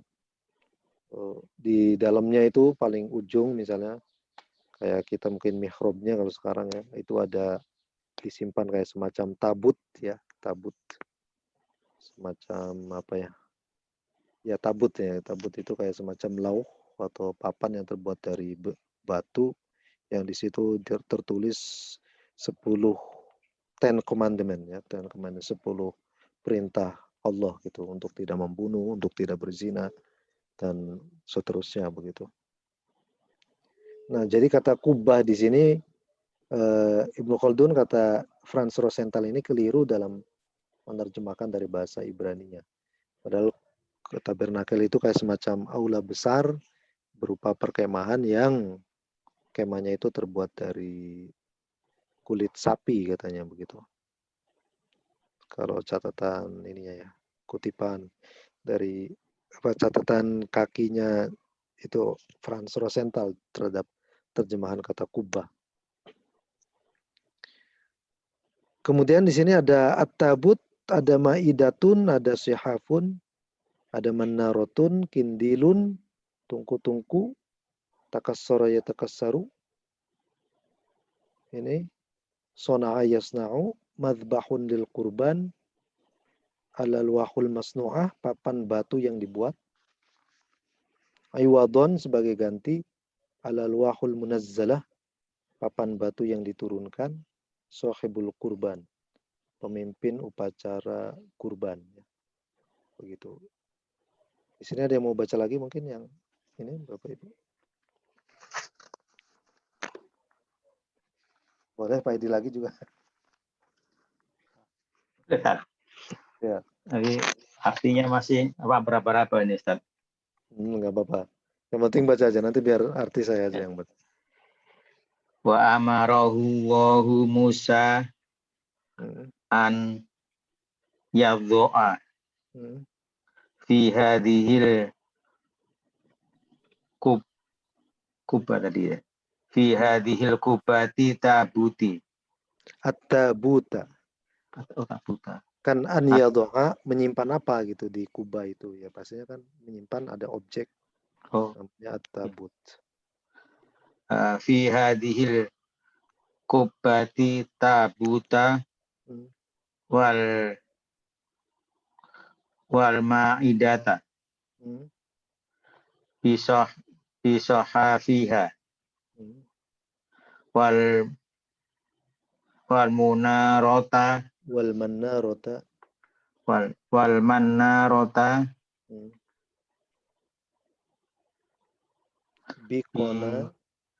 bikona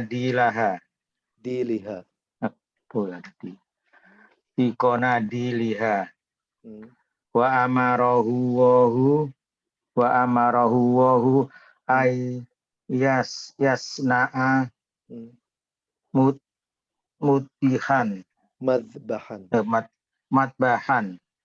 matbahan lil kurbani. Titik Ustaz ini. Iya. Satu kalimat ini dulu Ustaz ya. Oh ya. Dan Allah telah memerintah Musa untuk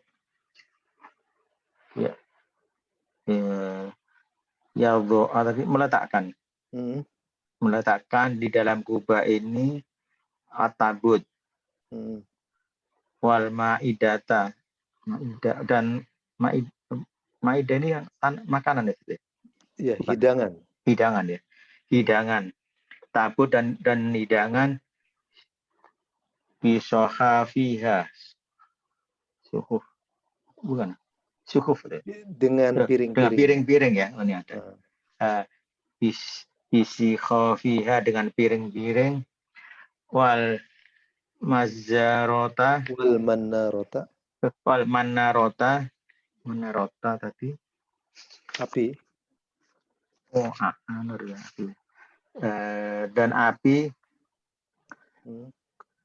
konadiliha apa tadi dengan tungku-tungkunya. Dengan tungku ada tadi dengan tungku-tungku ya, dengan tungku-tungku. Dan Allah telah memerintah dia untuk untuk membuat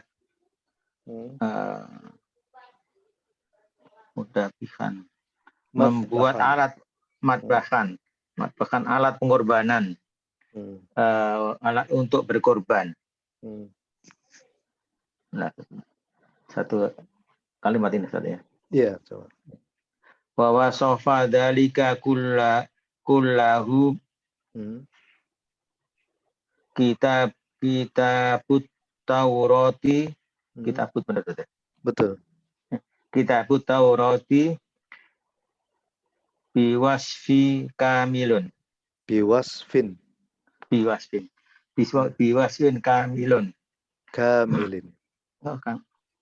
Oh, sifat. Kan ada bi manutat. Bi wasfin kamilin. Begitu. Sifat ini tadi.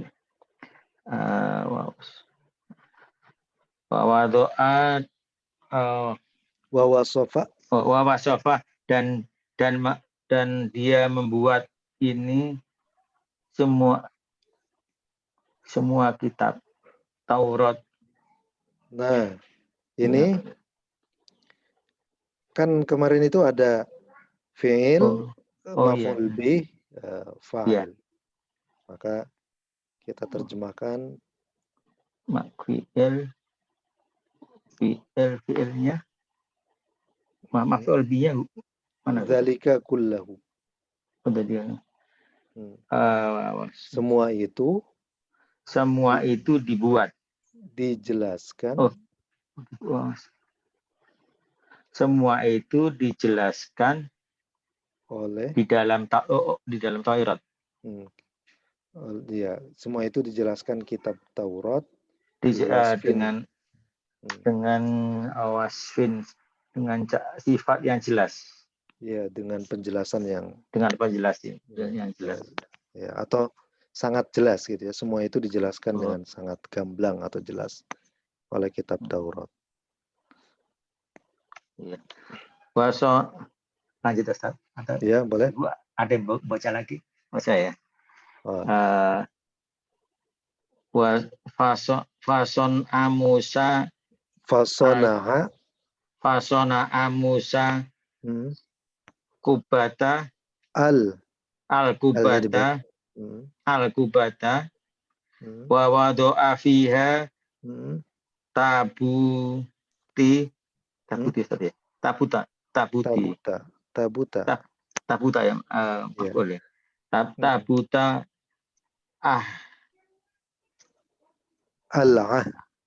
al-ahdu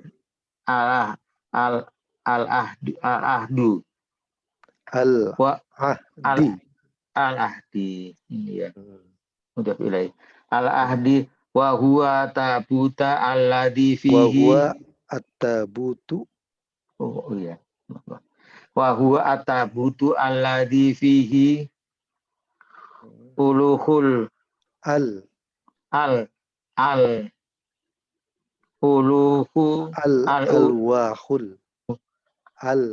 alwahul masnu'atu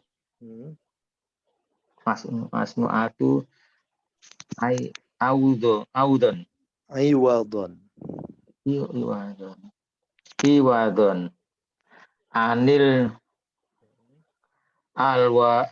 alwahi munzilat anil alwahil munzilati al-munazzalati bil kalimatil arsi lama bil kalimatil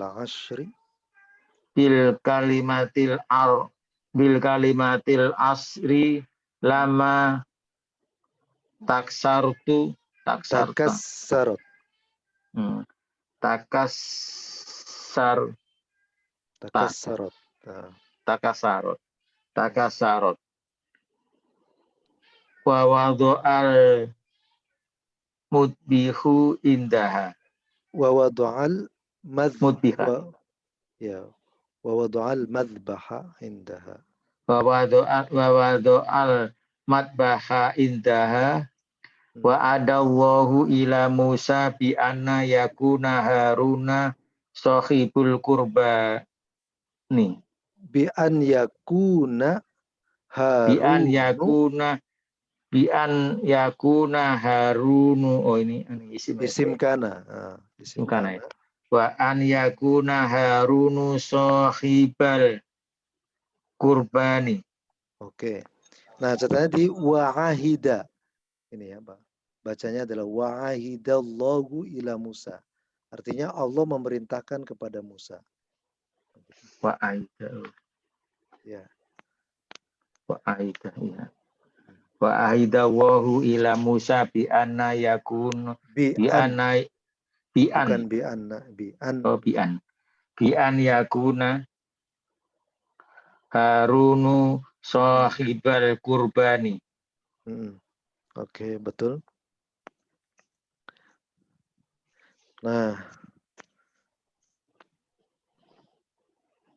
di sini saya coba terjemahkan Fasana'a Musa al-qubbata. Lalu kemudian Musa membuat tabernakel atau kubah itu ya. Wa wada'a fiha, dan meletakkan dalam kubah itu tabut al-ahdi, tabut perjanjian. Tabut perjanjian itu apa?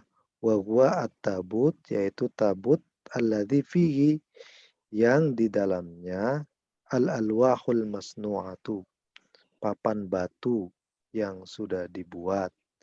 Iwadon, sebagai ganti anil alwahil munazzalati,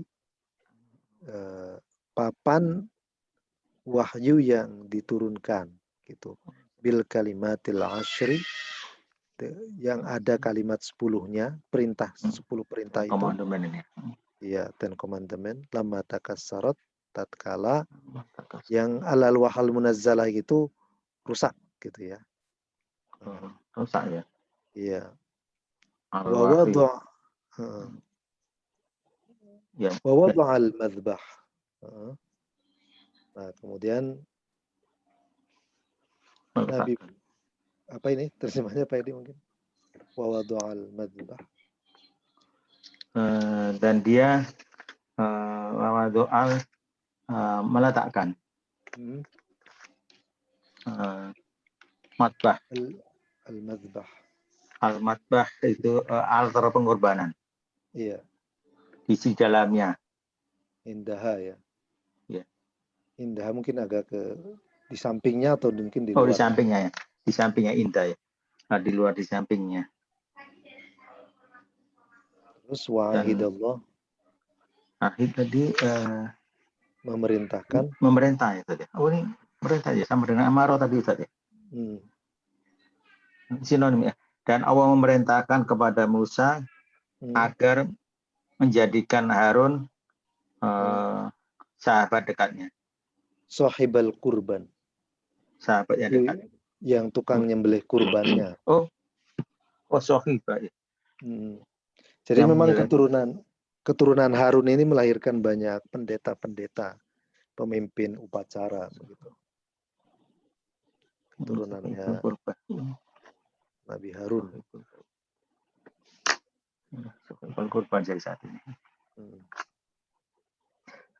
Jadi yang mimpin upacara di kalangan orang Yahudi itu upacara keagamaan biasanya adalah keturunan Nabi Harun ya. Pendeta-pendetanya itu dari keturunan Nabi Harun biasanya.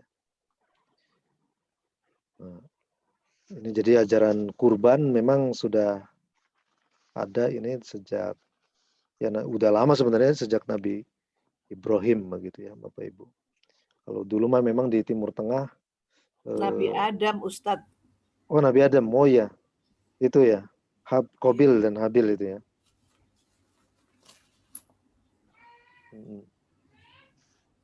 Ya, betul Ibu. Dari ini. Iya. Nah, jadi di Timur Tengah itu ada tradisi untuk tolak bala itu nyembelih anak pertama atau nyembelih anak laki-laki. Gitu. Salah satunya itu, nah kalau Nabi Ibrahim itu mengganti tradisi itu, udah nyembelih kambing saja begitu ya. Allah memang mengganti Allah. Iya, Allah mengganti dengan itu gitu. Jadi kalau dalam ajaran Islam itu kalau kita ada hajat atau apa ya udah sembelih kambing aja. Insya Allah dikabul. Karena kan kurban itu kan paling dekat gitu ya, kayak gitu ya. Kita ngorbanin apa. Mendekat. Kalau pengen sukses katanya, kalau guru saya itu kalau pengen sukses, pengen apa, udah sering-sering aja berkurban di Idul Adha atau sering-sering aja akikah katanya. Akikah yang berulang-ulang. Gitu, katanya begitu ya. Ulang-ulang apa iya? Iya, jadi ya ini untuk qadaul hajat aja katanya. Oh, untuk taqarrub ilallah mungkin. Taqarrub ilallah, ya betul. Diniatkan untuk saya misalnya pengen ikut beasiswa di luar negeri, ya udah sembelih kambing aja, taqarrub ilallah, sembelih kambing. Sedekahan, ya.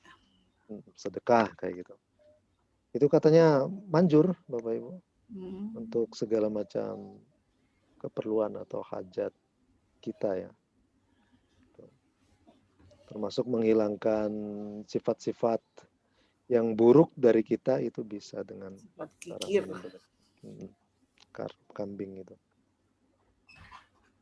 Jadi katanya itu kalau ada hewan yang sifatnya itu buruk tapi boleh disembelih, halal disembelih, halal dimakan gitu dagingnya. Tapi ada hewan yang sifatnya baik tapi dia itu najis untuk kita. Itu kayak dog ya. Kan katanya dog itu paling setia. Tapi kalau yang namanya kambing itu kan ini ya sifat-sifat dari keburukan manusia itu ada pada kambing. Kayak males apa kayak gitu ya, ada di situ semua. Tapi kalau kesetiaan katanya sih, jadi menurut ajaran para wali itu yang saya dengar dari guru-guru ngaji saya dulu itu katanya, itu semuanya yang hewan paling itu tuh anjing katanya, yang paling setia itu, yang paling bagus secara akhlaknya, katanya begitu Ibu. Kok bisa begitu ya? Tapi yang paling buruk itu katanya ya kambing itu. Boleh dimakan. Ya, karena itu kalau nyembelih kambing ya menghilangkan sifat-sifat buruk kita. Sifat-sifat buruknya.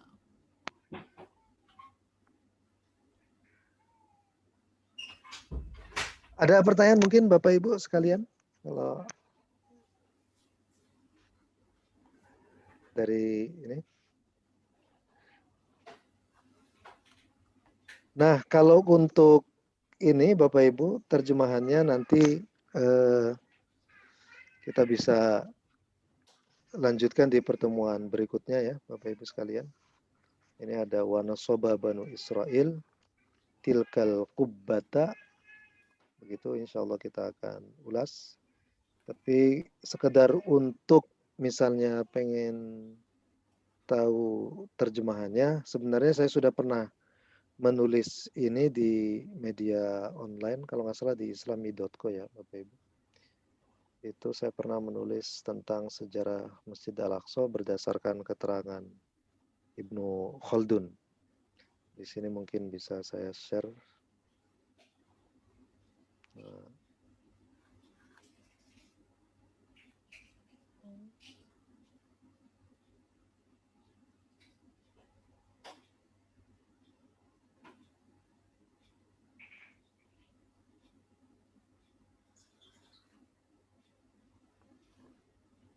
Nah ini Bapak Ibu, ini adalah tulisan saya ya di islami.co itu ada namanya asal usul Masjid Al-Aqsa dan sejarah kiblat Yahudi. Nah ini sudah saya terjemahkan kalau di sini. Barangkali kalau mau membaca keterangannya secara lebih jauh, ini sudah saya tuliskan. Berikut kalau Bapak Ibu misalnya, ini langsung saya kutipkan ya Bapak Ibu. Berikut kalau misalnya pengen tahu tentang Ibnu Khaldun, pemikiran-pemikirannya, ada juga yang saya tuliskan ya, selain di islami.co, ada juga di media online lainnya. Mungkin Bapak Ibu di Google ya Ustadz? Iya, ada di Google. Mana ya, mana lagi? Siapa saya? Oh ini nih, ada nih.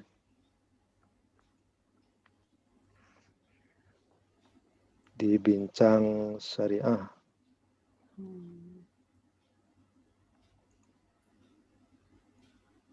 Nah ini ada tulisan-tulisan saya Bapak Ibu.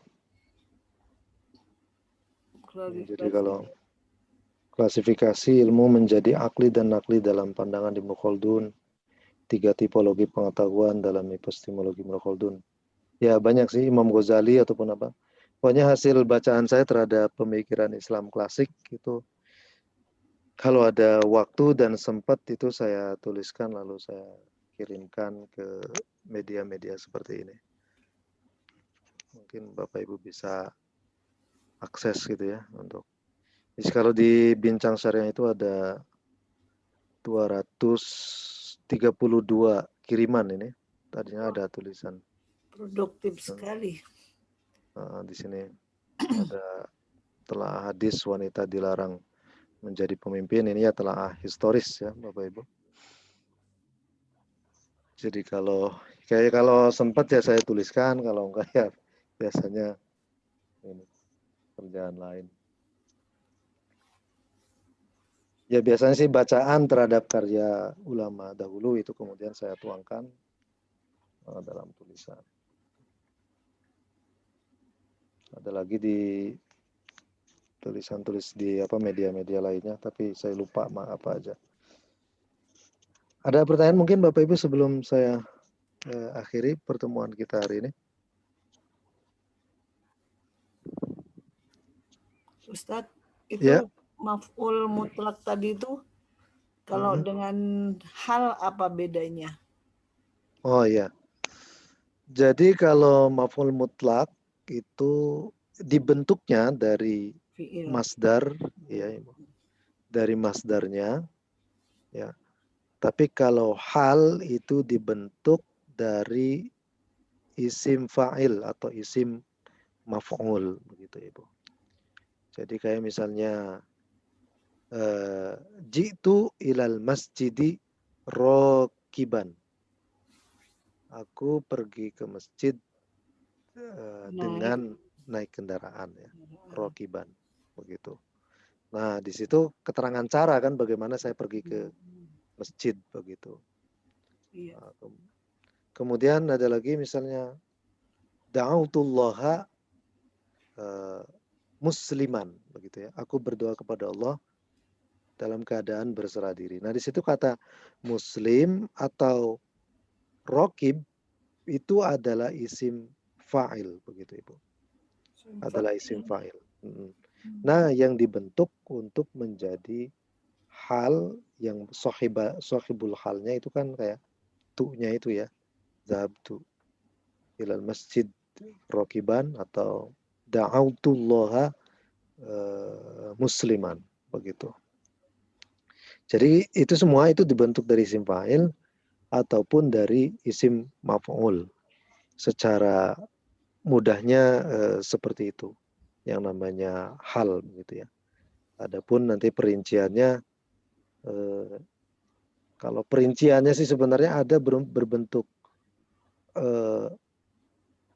fi'il ya, bentuknya fi'il lagi gitu Ibu ya. Jadi yasma'un yuti'un amri begitu ya. Yasma'un yuti'un amri. Itu sama saja dengan yasma'un muti'ina li amri. Nah, itu kan menggunakan dua fi'il, yasma'una yuti'una amri. Tanpa pakai waw di situ, yasma'una yuti'una amri. Tapi yuti'una di situ adalah sebagai hal daripada yasma'un. Dengan alasan bahwa yuti'un itu bisa dibentuk menjadi isim fa'il menjadi muti'ina begitu. Seperti itu. Jadi itu perincian kalau di kitab-kitab yang lebih rinci lagi. Begitu Ibu. Ya Ustadz, makasih. Ya, sama-sama Ibu. Ada lagi mungkin pertanyaan dari Bapak Ibu lainnya? Kalau tidak ada, kita ketemu lagi di level yang ke-6 insya Allah di bulan depan. Sambil kita juga akan melanjutkan yang dibaca tadi ya Bapak Ibu sekalian.